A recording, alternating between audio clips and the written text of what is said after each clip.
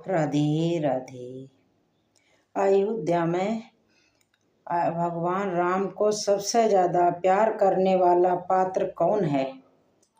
जो सबसे ज़्यादा राम पे जान छिड़कता है, और वो पात्र कैकेयी है। कैकेयी ने प्रभु राम को जितना प्यार दिया, बहुत अधिक प्यार करती थी कैकेयी। कैकेयी के अपने पुत्र भरत जी तो मामा के घर कई कई दिन रहती थी, लेकिन राम को कैकेयी माता ने कभी मामा के घर जाने नहीं दिया, क्योंकि कैकेयी माता बहुत प्यार करती है। कैकेयी भरत भी जाती है, शत्रुघ्न भी जाते हैं, पर राम को कैकेयी नहीं जाने देती है। कहती है राम के बिना तो मैं रह नहीं सकती।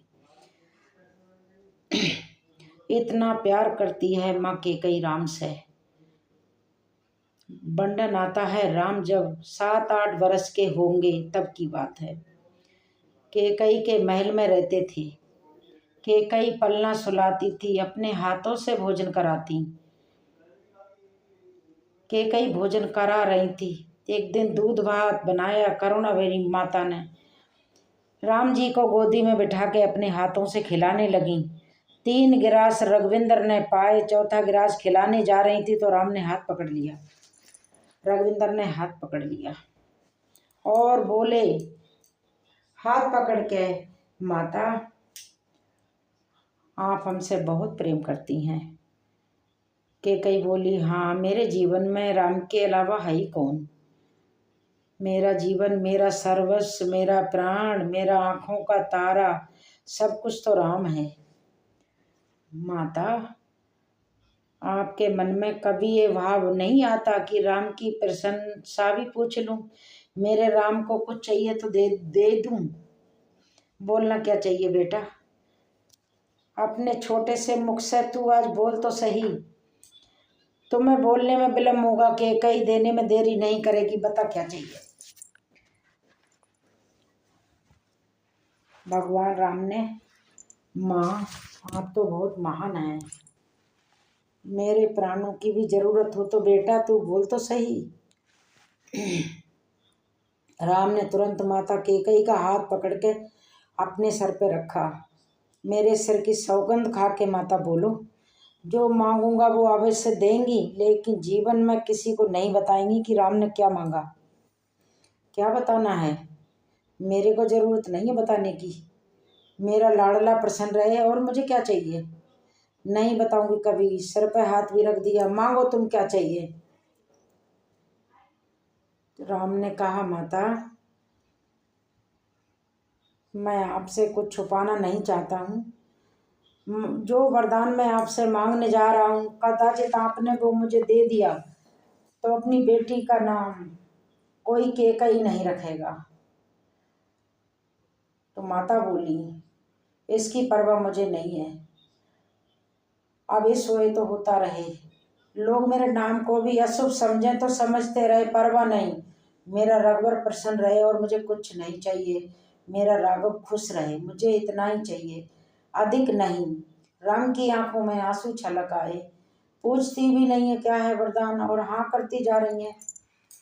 राम सोचने लगे। राम ने कहा, माता जो वरदान मैं मांगने जा रही हूँ, जो वरदान मैं मांगने जा रहा हूँ वो आपने मुझे दे दिया तो आपका आवेश होगा। तो उन्होंने कहा, मुझे यश नहीं चाहिए, मुझे तो मेरा रघुवर चाहिए। तुम्हारे चेहरे की जरा सी उदासी अगर मुझे यश देती है तो वो मुझे यश नहीं चाहिए। मेरा राम का चेहरा खिला हुआ चांद चाहिए। मैं राम से बहुत प्रेम करती हूँ। राम जी चरणों में गिर गए और कहने लगे, माँ जो वरदान मैं आपसे मांगने जा रहा हूँ वो वरदान अगर आपने मुझे दे दिया तो आपको विधवा हो सकती हैं, आपको विधवा का रूप भी बिताना पड़ सकता है। इसी भी भारतीय नारी के जीवन में ये अगर बात खटक जाए तो बहुत छोटी बात नहीं है ये। कैकेयी बोली, ऐसा क्या वर है बेटा, मुझे वैभव में रहना पड़ेगा, विधवा का जीवन बिताना पड़ेगा, ऐसा क्या वर है बेटा। 1 मिनट माता मौन हो गई और बहुत रोने लगी। नेत्रों में आंसू छलछला आए, रो पड़ी और फिर मुस्कुराते हुए बोली, मुझे कदाचित ये भी मंजूर है। बता बेटा, तेरी खुशी के लिए मुझे सब कुछ मंजूर है। बता तुझे क्या चाहिए। राम ने उनका हाथ अपने सर पर रखते हुए कहा, माँ, विवाह के उपरांत एक समय ऐसा आएगा जब मेरा विवाह होगा। उस समय आपको महाराज दशरथ से मुझे 14 वर्ष के लिए वन में भेजने के लिए वरदान मांगना होगा। 14 वर्ष के लिए मुझे वन में भेजना होगा, पर आपके अलावा ये कोई नहीं कर सकता, क्योंकि पिताश्री के पास में 2 वरदान हैं आपके। पिताश्री को आप बचा के लाई थी उस समय के, एक उनका एक आपका 2 वरदान सुरक्षित हैं। उसमें एक बार आपको राम को 14 वर्ष का वन में भेजने का मांगना होगा, और एक बार भरत को राजगद्दी का मांगना होगा। इतना धैर्य और इतना साहस, इतनी निपुणता और किसी में हो ही नहीं सकती। ये कार्य माँ आप कर सकती हो। केकई धड़ाम से जमीन पर गिर पड़ी और कहने लगी, दुनिया के लोग अपनी बेटी का केकई ना रखें, मुझे इसकी कोई परवाह नहीं। समाज में लोग मुझे सम्मान ना दें, मुझे इसकी भी कोई परवाह नहीं है। मुझे विधवा का रूप बिताना पड़े, ये भी मंजूर हो सकता है, पर राम 14 वर्ष के लिए मेरी आंखों से दूर चला जाएगा, ये बात मैं बर्दाश्त नहीं कर सकती। वापस ले लो ये वरदान, मैं नहीं दूंगी ये वरदान, वापस ले लो, मैं नहीं दे सकती ये वरदान। राम बोले, माँ, तुमने मेरे सर पे हाथ रख के सौगंध खाई है, आप ये वरदान मुझे देंगी भी और किसी को बताएंगी भी नहीं। बस उसी दिन से माँ कैकेयी ने परिस्थिति बिल्कुल भिन्न हो गई। माता कैकेयी अपने आप को राम से दूर रखने का प्रयास करने लगी। सोचने लगी कि जिस दिन मुझे राम को वन में भेजने का वर मांगना होगा, उस दिन मेरे दिल के टुकड़े टुकड़े ना हो जाएं। उस दिन ऐसा बहुत बड़ा दायित्व सौंपा है राम ने मुझको। राम कहते हैं, माँ, यदि अगर तुमने ये वर ना दिया तो हजारों वर्षों से सूखे पत्ते खा के बैठी है सबरी, उसको दर्शन में कैसे दूंगा। ये मतंग ऋषि शिष्य, उनकी हड्डियां सूख गई हैं। शेष सर्वंग नाम का ऋषि, जिसकी हड्डियां सूख चुकी हैं, मेरे दर्शन की प्रतीक्षा में, उन सबको मुझे दर्शन देना है माँ, और इसके बिना संभव नहीं होगा। उस दिन से माता कैकेयी ने अपने आप को संभालने का प्रयास किया। राम से वो जानबूझ के दूरी बनाए रखती, कहीं ऐसा ना हो वो समय मैं बर्दाश्त ना कर पाऊँ। ऐसा सोच सोच के कैकेयी बहुत दुखी रहने लगी। इसीलिए संत लोगों ने कहा है, त्याग मूर्ति है कैकेयी। हाँ, मनुष्यों ने जो समाज में अपनी प्रतिष्ठा नहीं चाहती, राम से भी नहीं चाहती कि राम भी समाज के सामने कहें, ये भी राम ने कह दिया कि किसी के सामने नहीं कहना। राम के चेहरे पर उदासी का तो प्रश्न ही नहीं था। माता जानकी, लक्ष्मण जी महाराज वन को चले, साथ में अपने कुबेर जैसी संपदा छोड़ के अवधवासी चल दिए। वन को 14 वर्ष के लिए वनवास के लिए जा रहे, और राम के चेहरे पर तमसा के किनारे छोड़ के राम जी पधारे। केवट ने पार लगाया, बड़ा अनोखा भक्त है केवट राम का। भरद्वाज मुनि के आश्रम में आनंद देते हुए ऋषियों को वाल्मीकि जी से अपनी आवाज़ को पूछते हैं, और वाल्मीकि ने बहुत सुंदर वहाँ तप्त ज्ञान कह दिया। राम को निवास बताने की ऐसी भावना करी राम ने, और चित्रकूट पर पर्णकुटी बनाकर रघुवींद्र प्रभु वास कर रहे हैं। निषाद राज ने आके सुमंत जी को सूचना दी और उन्हें आके कहा, दशरथ जी ने बात बताई कि मैं चाह कर भी राम को लौटा के नहीं ला पाया।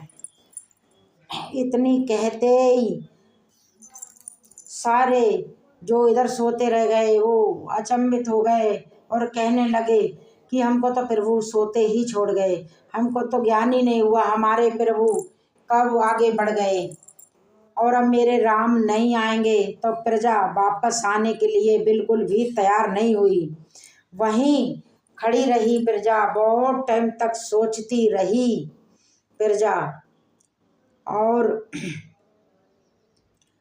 इतने सोचने के बाद फिर प्रजा को वापस लौटना ही पड़ा। राम ने एक बार भी नहीं पूछा मुझे 14 वर्ष के लिए वन में भेज रहे हैं पिताश्री। मेरा अपराध क्या है, मेरी गलती क्या है? ऐसे राम के जाने पर भी मेरे प्राण नहीं निकले और राम राम राम राम राम राम कह के दशरथ जी जमीन पर गिर गए। 6 दिन हुए थे राम को यहाँ से गए। दशरथ ने 6 बार ही राम राम कहा। संस्कार के प्राण एक भरत जी के अलावा ये कौन करे? दाह संस्कार कौन करे? भरत को सूचना दी गई। भरत पधारे संस्कार के लिए। दास संस्कार गोस्वामी तुलसीदास ने क्या गजब का वर्णन किया है। दशरथ जी महाराज के शोक सभा में दशरथ जी सोचने किसी भी प्रकृति में नहीं है, सोचे नहीं कौशल राम। माता तो सती होने के लिए तैयार है, मगर राम दर्शन की कामना, राम दर्शन का मोह भाव दिखाया भरत जी ने। और आवाज बन के बच्चे बूढ़े जवान पशु पक्षी जीव जंतु राम दर्शन के लिए चित्रकूट धाम पधारे। भरत जी महाराज पैदल भी पधारे। भरत जी महाराज ने कहते हैं राम बहुत विद्वान थे, राम साक्षात धर्म थे। धर्म राम है और राम धर्म है। धर्म के संपूर्ण लक्षणों को अगर आपको देखना है तो राम के जीवन में देखिए। धर्म का संपूर्ण लक्षण रामचरितमानस में दिखाई देता है। लेकिन एक बात कहें, भरत जी की बोलने की बारी जब आती है तो राम को भी 1 मिनट सोचना पड़ता है, राम को भी मौन होना पड़ता है। जब सब लोगों ने अपना आग्रह निवेदन कर दिया, राम जी मौन बैठे रहे, तो भरत जी बोले, मैं आपको अयोध्या ले जाने का आग्रह नहीं करूँगा, मैं आपसे 2 सवाल मैं पूछूंगा, वो मुझे चाहिए सवाल। तो वशिष्ठ जी बैठे हैं, जाबाली मुनि बैठे हैं, बड़े बड़े संत बैठे हैं, मनीष तत्वज्ञ बैठे हैं वहाँ पर। राम जी बोले कहो। भरत जी बोले मैं आपसे ये प्रश्न, पहला प्रश्न है रघुकुल का नियम क्या है? रघुकुल का नियम पूछने लगे। राम बोले बड़ा शुद्ध नियम है, प्राण जाए पर वचन न जाए। ये रघुकुल का नियम है, प्राण जाए पर वचन से मुकरना नहीं, ये रघुवंश का नियम है। ठीक है, मेरा दूसरा प्रश्न है, आप वन में क्यों आए? आप वन में क्यों पधारे 14 वर्ष के लिए? मैं यही निवेदन करके पूछता हूँ आपसे, आप मुझे उत्तर दीजिए। बोले आज्ञा हुई थी। क्या आज्ञा हुई थी? माँ ने वर मांगा, पहला वर भरत को राज अभिषेक और दूसरा वर 14 वर्ष राम वनवास, 14 वर्ष का राम को वनवास मांगा था माँ ने। भरत जी बोले पहला वर क्या था? बोले भरत का राज्य अभिषेक। दूसरा वर क्या था? राम को 14 वर्ष का वनवास। तो रघुकुल के नियम के अनुसार पहले वरदान पूरा होना चाहिए था, फिर दूसरा वरदान पूरा होना चाहिए था। क्षमा करना, पहला वर पूरा हुआ ही नहीं और आपने दूसरा वर को पूरा पहले कर दिया।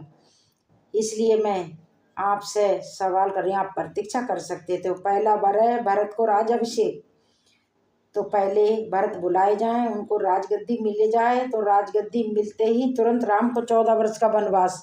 बात खत्म थी। 2 वरदान मांगे थे, दोनों वरदान पूर्ण होने चाहिए। लेकिन भरत को तो राजगद्दी मिली नहीं, पहला वर तो पिताश्री का पूरा हुआ नहीं, आपने दूसरे को पहले पूरा क्यों करा? ऐसे कहने लगे भरत जी अपने भाई से, क्योंकि राम को तो ये करना ही नहीं था। राम जी जानते हैं कि अगर ऐसा होता तो वनवास कभी नहीं होता, इसलिए राम ने ऐसा होने ही ना दिया। पहला वर होता भरत को राज अभिषेक, और भरत जी राजगद्दी पर बैठ जाते तो राजा अपना अभिभाषण प्रस्तुत करता है, ऐसा नियम है प्रजा के लिए। पहले शुभकामनाएं आपके लिए, धन्यवाद। और फिर मुझे क्या क्या कार्य करने थे वो मैं अपनी प्रस्तुति करता। तो भरत जी महाराज जब राजगद्दी पर बैठने पर अपना पहले अभिभाषण प्रस्तुत करते तो क्या कहते मालूम है? आप सब लोगों ने मुझे राजा बनाया, अवध का सम्राट बनाया, धन्यवाद। और मैं दूसरा, मैं अयोध्या का राजा हूँ और राजा होने के नाते राजा का आदेश सर्वोच्च होता है, इसलिए मैं 2 आदेश प्रस्तुत करता हूँ। पहला आदेश तो ये देता हूँ कि माँ कैकेयी ने जो महाराज पिता श्री से जो वरदान मांगे गए थे उसको खारिज किया जाए। और दूसरा वरदान, और मुझे राजगद्दी मिली है, अपने राजपद का सदुपयोग करते हुए मैं संपूर्ण राज श्री राम के चरणों में संपूर्ण राज समर्पित करता हूँ। राम को राजगद्दी पे देखना चाहता हूँ। यदि ऐसा हो जाता तो जो ऋषि हजारों वर्षों से समाधिष्ठ हैं उनको क्या राम के दर्शन होते? क्या राम वनवासी हो पाते? जो मतंग ऋषि के आदेश हमारे बरस में माता ही गाती हैं, सबुरी करे रही रसता साप राम कब आएंगे कुटिया में, सबुरी करे रही रास्ता साप राम कब आवेंगे कुटिया में। कब आएंगे राम मेरे, कब घर आएंगे? तो उसे दर्शन सुलभ कैसे होता? इसलिए राम ने आंगन फांगन में पहले वरदान की प्रतीक्षा न करते हुए दूसरा वर पहले पूरा किया। शायद इसलिए ऐसा हुआ। देखो कैकेयी ने 1 मिनट बाद क्या कहा, वो बात महत्वपूर्ण नहीं है। और वरदान लेने से पहले कैकेयी क्या बोल रही है वो बात महत्वपूर्ण नहीं है। महत्वपूर्ण तो सिर्फ 2 वरदान थे रघुकुल के नियम के अनुसार, और 2 वरदान जो मांगे हैं, और दोनों वरदान पूर्ण होने चाहिए थे रघुवंश के नियम अनुसार। राम ने ऐसा ना होने दिया। एक राम को तो संतों को दर्शन देना था, इसलिए राम ने, भरत जी ने प्रश्न किए थे, राम जी मौन हो गए। 1 मिनट के बाद बोले, पिता महाराज के जाने का समाचार सुन के मैं प्रथम ही बहुत दुखी हूँ भरत।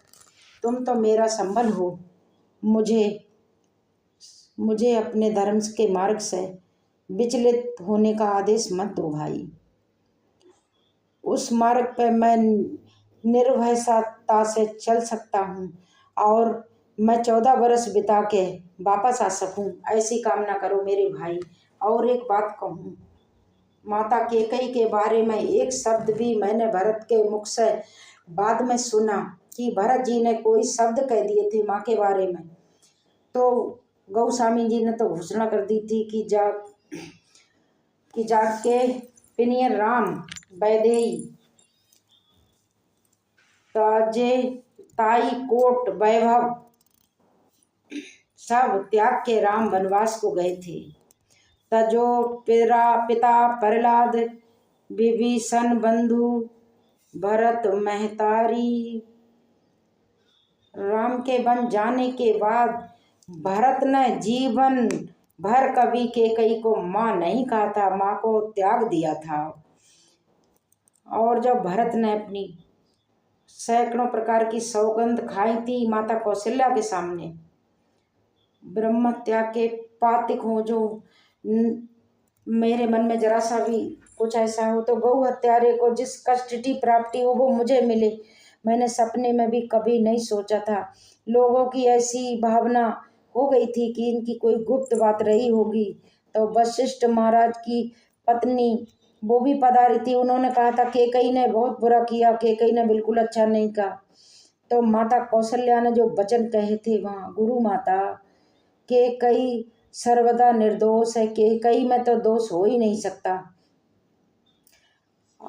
अरे कैसी बात करती है महारानी आप, सारी प्रजा ने देखा है, सारी जनता देख रही है, पूरा संसार देख रहा है कि कैकेयी ने राम को 14 वर्ष के लिए वन में भेज दिया, और आप कहती हैं कैकेयी में कोई दोष नहीं हो सकता। क्यों नहीं हो सकता? तो माता कौशल्या ने क्या कहा मालूम है? माता कैकेयी सर्वदा निर्दोष है, इसका सबसे बड़ा प्रमाण सिर्फ एक है कि यदि कैकेयी के जीवन में किसी भी प्रकार का कोई भी दोष रहता तो कैकेयी भरत जैसे पुत्र को कभी जन्म नहीं देती। इसलिए कैकेयी निर्दोष है। कैकेयी ने भरत जैसे संत को जन्म दिया है। इसलिए मैं कह सकती हूँ कि कैकेयी में कोई दोष हो ही नहीं सकता। कैकेयी निर्दोष है। कैकेयी माता को दोष तो वो देंगे जिन्होंने कभी संत समागम में नहीं बैठे हैं। कैकेयी के जीवन में दोष वे ही देखेंगे जिन्होंने कभी महापुरुषों का संग नहीं किया है। कैकेयी माता तो सर्वदा वंदनीय है, ऐसा कहा है प्रभु राम ने। और आज भरत जी चरण पादुकाएं लेके चले आए। एक दिन भी ज़्यादा हो गया, 14 वर्ष से, तो मैं आपको मिलूंगा नहीं, आप भरत को नहीं देखेंगे। अत्रि के आश्रम में पधारे रघुवर। माता अनुसुईया ने बहुत सुंदर उपदेश माता जानकी को दिया। सर्वंग ऋषि को दर्शन दिया। अगस्त मुनि के यहाँ गए। अस्त्री बंजरों के पहाड़ को देखने के बाद ऐसा हुआ, राम ने थोड़ी घोषणा कर दी।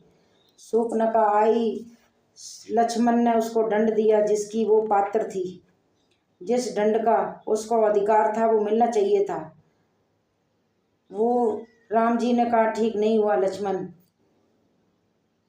तो लक्ष्मण बोले खरदूषण आदि फिर आए, परास्त कर दिया, संहार हुआ। राम सीता कथा ही